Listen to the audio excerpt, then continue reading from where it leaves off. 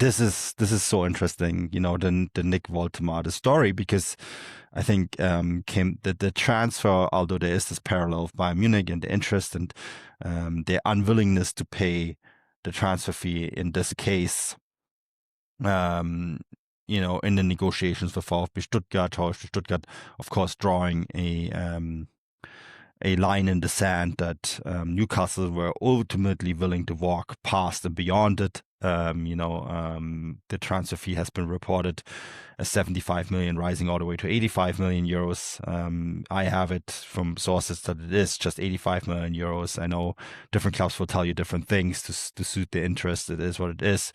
The bottom line is Stuttgart got the amount of money from Newcastle that Bayern Munich refused to pay, thinking probably that they were going to be able to sign Nick Woltemade next year, right? That there would be no club in Europe willing to spend this amount of money.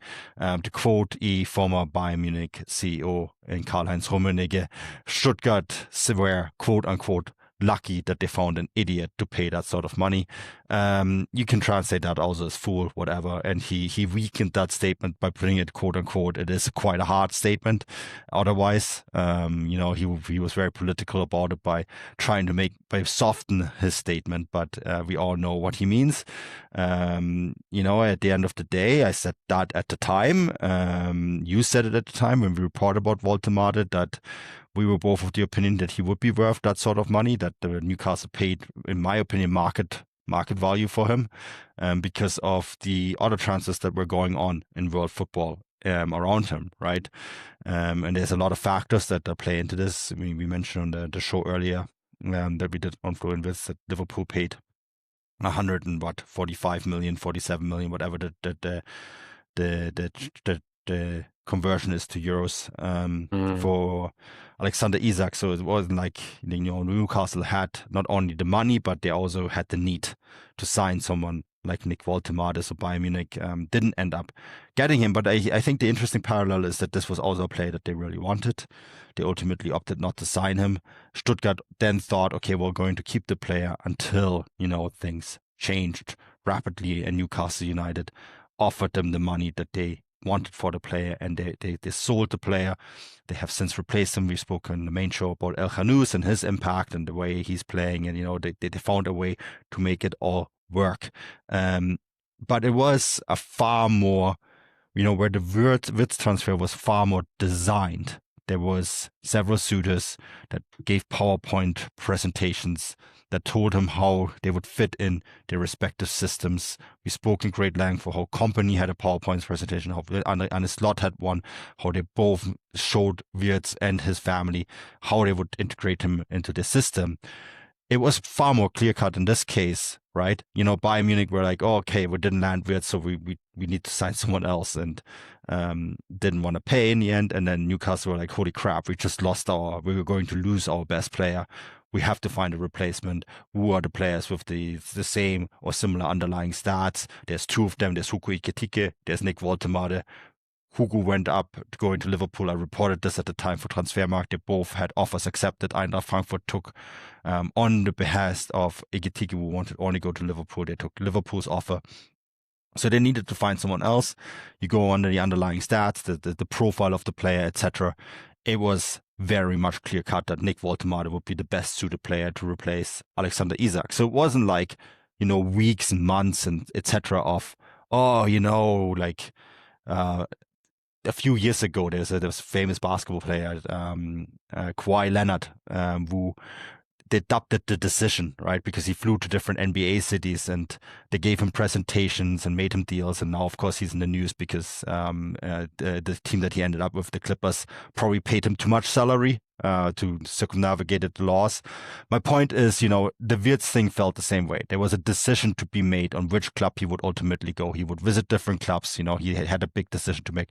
Woltemade felt far more rushed, Stefan. Oh, absolutely. Yeah, it was like kind of last minute, really. I was in Germany actually when it went through, and it was at the Leverkusen game against Werder Bremen, where it was on everyone's lips and something that Simon Rolf has talked about after the game, even though at that point, he just made a decision to sack Erik ten Hag. So even despite that, it's obviously still couldn't help themselves to talk about it. Obviously, Werder Bremen have a lot of reason to talk about the money that Woltemade ended up going for. I kind of want to roll this all the way back, Manu, to those Rummenigge comments, actually, because I've just realised we haven't actually discussed those on the podcast yet. Well, we waited for this. Yeah, we decided to do a whole podcast on Woltemade to just talk about it. And like, it's interesting because when those quotes came out, we discussed it in our chat or of the contributors to the podcast and newsletter, and we discussed the context of it and the tone of it, and the fact that maybe Rummenigge's quotes were being misquoted because the type of TV show he was on, and we're talking about how you don't really get those TV shows in the UK, so like the UK media were kind of missing the nuance of all. But above all that, I was kind of saying, this stuff just kind of really annoys me, to be honest with you. Not to turn this into like a Bayern Munich podcast, and actually a subscriber did kind of discuss this with me in the match day thread we had the weekend there, and I was saying, we've had Oni Hoeneß come out and say stuff. We've had the president come out and say stuff. We now have Rummenigge, and it's all very much like, just get on with your day job. You do not have to continually comment about the Premier League. You don't also have to talk about the money involved. I mean, to be fair, Rummenigge has been complaining about transfer fees for about 30 years now. He's always, even when he was spending the money at Bayern, he complained about the transfer fees. So it's not really out of character for him, but I mean, I posted on social media because when I went to look up the quotes there just to kind of refamiliarise myself with it, the top article is from the BBC saying, "Were Newcastle idiots to pay 69 million euros for Nick Woltemade?" So they've wrote a whole article based on Rummenigge's comments to try and see if they could justify it. And it's silly because obviously Newcastle fans are just going to look at that and think, well, Bayern Munich are just upset because they didn't get their guy. And to an extent, there's probably something in that. But to bring it back to Woltemade, bring it back to Newcastle, you're absolutely right. You contextualise that all perfectly and explain why he ended up going to Newcastle, why they did end up spending £6-9 million on him. And I think something that's really important to know about Newcastle, two things. One, they've got more money than God because they're owned by the Saudi Arabian royal family. But two, well, three actually. Two is a kind of sub-part of one in the sense that they can only spend so much of that money because of financial fair play rules in England, which means they basically have to go out and sign players that are ready-made, players that they think will hit the ground running. They don't have the luxury of doing something like Leipzig and going out and sign 40 players and spend, well, not that Leipzig spends as much money as Newcastle, but the Newcastle version of that would be to go and spend like 300 or 400 million euros on 20 players and hope that 2 or 3 of them work out. Newcastle have to be far more selective about who they do sign. And they've got a fantastic head coach in Eddie Howe, who's very good at man managing and getting the best out of players. So they're not a club who just kind of haphazardly just go out and spend money willy-nilly. They obviously do their research. And, I think if you do kind of look at the stats, Nick Woltemade does kind of fill a lot of the kind of gaps that Alexander Isak leaves behind, Manu. He's a number 9. He's mobile. He's quick. He can move around. We can probably get more into stats in a minute, but he has more or less kind of slotted straight into that team. With some exceptions. They've kind of sometimes played Anthony Gordon up front as a kind of false number 9 just because Woltemade maybe was 100% fit. But having just had that conversation about Florian Wirtz and the complications with getting him even into his favourite position at Liverpool, Newcastle have just made a straight swap here. And that in itself, from day one, makes things so much easier, doesn't it? Yeah, I mean, there wasn't a PowerPoint presentation needed on, hey, this is how we're going to build this team around you. It was simply saying like, oh yeah, you're replacing the guy. You are the same guy that you're replacing. The team is already built to accommodate you. I'm not building a new team here. I'm just finding the puzzle piece to make the team still work. And that's much easier, right? Isn't it? Like there isn't, if you play for Newcastle right now, finding a tall Swedish guy in the middle of the box or a tall German guy in the middle of the box it's not rocket science, it's pretty straightforward. The one is blonde, the other one has black hair. That's about it, as different as it gets. They're about the same size, the same build. Everything else is about the same.